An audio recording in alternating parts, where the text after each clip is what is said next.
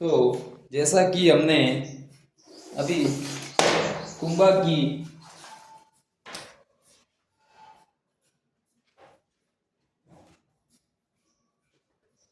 विजय के बारे में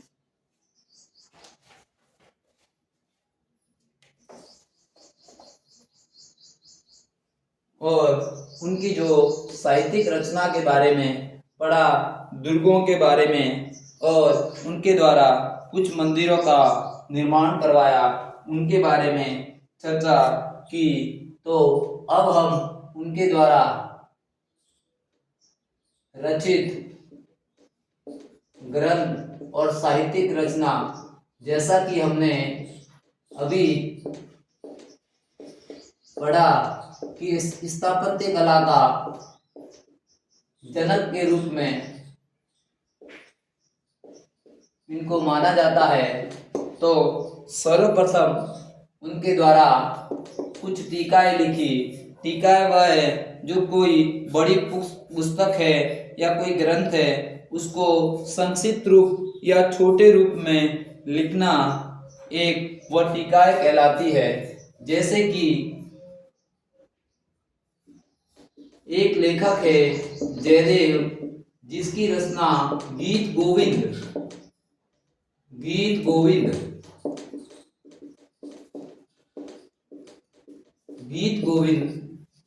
पर जो कुंभा ने टीका लिखी, जो शॉर्ट रूप में, उसका नाम रसिक प्रिया है। फिर इसी प्रकार एक बाण भट्ट की रचना चंडी शतक पर चंडी शतक के नाम से ही टीका लिखी। फिर उसी प्रकार एक कवि सारंगधर ने संगीत रत्नाकर लिखा, उन पर भी टीकाएं लिखी। तो संक्षिप्त रूप में तो हम कह सकते हैं कि इनको राणा रासो की उपाधि दी। तो स्वयं एक विद्वान और विद्वानों का आदर करने वाला राजा था। और अब हम उनके बारे में कुछ चीजें पढ़ेंगे जो कि इनके द्वारा, स्वयं के द्वारा रचित है, जो कि बहुत सारी उसने लिखी है। तो स्वयं के द्वारा रचित संगीत सार, जो कि एक स्वयं के द्वारा लिखी है, और कहा जाता है कि ये 5 भागों में विभाजित है। 5 भागों में इसका, ये 5 भागों में विभाजित है। तो इसके बारे में कहा जाता है कि ये इसको संगीत के रूप में बढ़ावा देने के लिए इसको 5 भागों में विभाजित किया था उन्होंने। तो इसके 5 भाग के रूप में हम पढ़ेंगे। तो पहला है पाट्य रत्नाकर, फिर नृत्य रत्नाकर, और इसके पश्चात तीसरा वाद्य रत्नाकर, पाट्य रत्नाकर, नृत्य रत्नाकर, वाद्य रत्नाकर, और भी बहुत सारी इसकी जो है कि इनकी है। और गीत, चौथा गीत रत्नाकर, और भी एक याद नहीं आ रही, अरे हाँ, सॉरी, रस रत्नाकर। तो इसकी जो रचना है संगीत सार, जो सर्वश्रेष्ठ के रूप में मानी जाती है, तो पहला पाट्य रत्नाकर, नृत्य रत्नाकर, वाद्य रत्नाकर, गीत रत्नाकर और रस रत्नाकर, इसको 5 भागों में विभाजित किया था। फिर उसके बाद कामसार, रतिसार नामक की उनके द्वारा रचना, या कामराज कह सकते हो, जो कामराज रतिसार की रचना उनके द्वारा की गई, जो कि 7 भागों में विभाजित थी। और इसके अलावा इन्होंने संगीत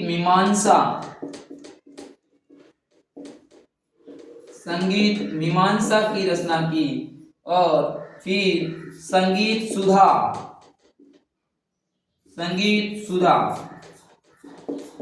और सुधा प्रबंध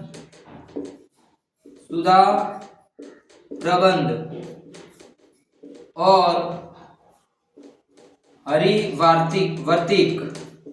तो ये इनके द्वारा स्वयं की रचनाएं जो उन्होंने लिखी है।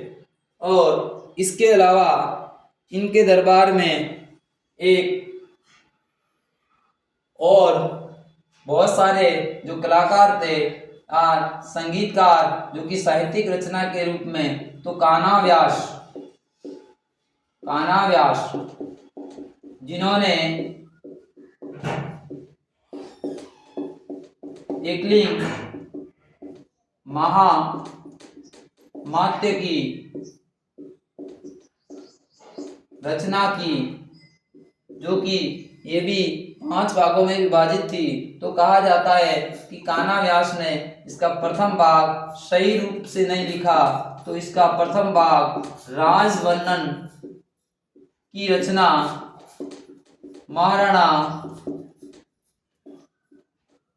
कुंभा द्वारा की गई।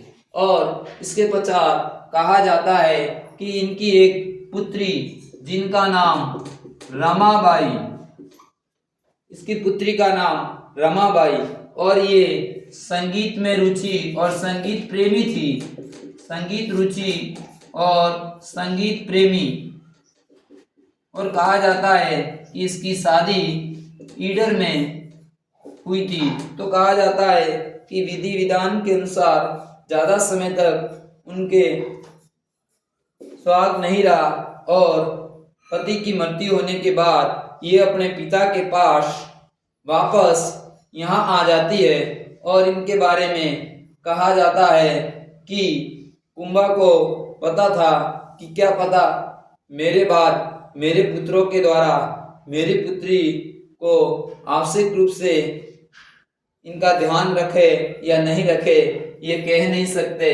तो कहा जाता है कि कुंभा ने, जो कि हमने लाखा के समय जावर जो माइंस निकली थी उनके बारे में कहते हैं कि आर्थिक संपदा का एक खजाना था, तो जावर की जागीर अपनी बहन रमाबाई को दे दी थी। और कहा जाता है कि ये संगीत प्रेमी, जैसे अभी की पढ़ा, संगीत प्रेमी थी और उसमें रुचि रखने वाली थी। तो कुंभा के द्वारा इन्हें वागेश्वरी की उपाधि दी थी। किसकी उपाधि दी थी? वागेश्वरी की उपाधि दी थी। अब इसके अलावा महाराणा कुंभा ने इन सब के अतिरिक्त हम उनके जो कवि हैं उनके बारे में कल अध्याय करेंगे, लेकिन आज हम उनकी, जो कि कुंभा के द्वारा बहुत सारी उपाधियां दी थी या बहुत सारी उपाधियां प्रदान की थी, तो उन उपाधियों के बारे में चर्चा करना चाहेंगे। तो इन्होंने हिंदू सुल्तान अभिनव भट्टाचार्य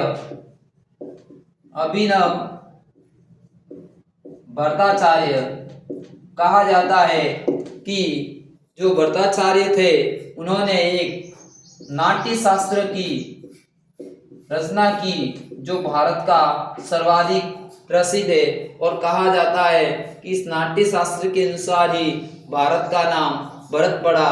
कुछ अभिज्ञान शाकुंतल के अनुसार उसके पुत्र भरत के नाम से, तो कुछ जो जैनेन्द्रम बाहुबली गोमतेश्वर में कहते हैं कि उनका एक पुत्र था जिनके नाम पर भरत पड़ा।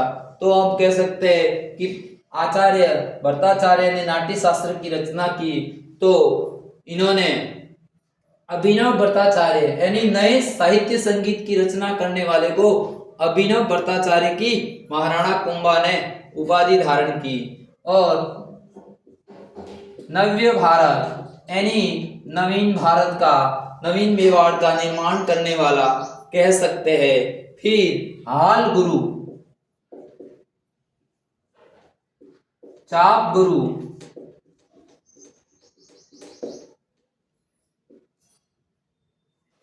सेन गुरु,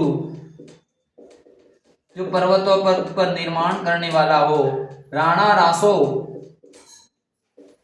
जो कि संगीतकारों का और स्वयं संगीत शास्त्र का जनक, जो कि निर्माण करने वाला हो, उसे राणा रासो के नाम के रूप में भी हम जान सकते हैं। इसके अलावा इन्होंने आदिवरा, जैसा कि विदित है कि यह विष्णु भगवान का परम भक्त था और काफी मंदिरों का निर्माण करवाया था, तो उन्होंने आदिवरा की उपाधि धारण की थी। परम भागवत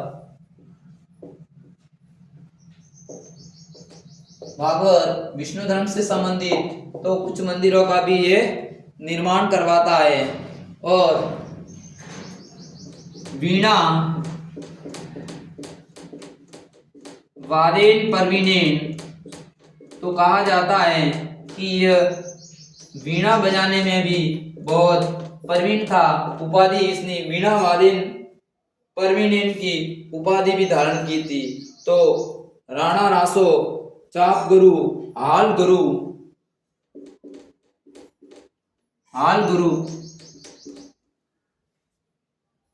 नव्य भारत, हिंदू सुल्तान, अभिनव भट्टाचार्य, बहुत सारी ये उपाधि परम भागवत, आदिवरा की ये महाराणा कुंभा के द्वारा धारण की गई प्रमुख उपाधि थी। और कहा जाता है कि इन उपाधियों के जैसे इनने उपाधि धारण की थी, उस उपाधि के अनुकूल उन्होंने साहित्य के क्षेत्र में काम भी किया था। और मेवाड़ के इतिहास का एक महान शासक, जिसने विजय अभियानों के साथ साथ मेवाड़ को, स्थापत्य कला को चरम सीमा पर जो विकास की ओर ले जाने वाला जो शासक था, वह महाराणा कुंभा था। और सदियों तक इनके जो साहित्यिक रचना है और विजय अभियान है, जो हमें बार बार हम लोग याद करते हैं इनको। और अभी पर्यटन के क्षेत्र में हमें बहुत सारी आर्थिक संपदा के रूप में भी हमें हमारे राजस्थान और मेवाड़ क्षेत्र को अच्छा फायदा भी हो रहा है। जय हिंद, जय भारत।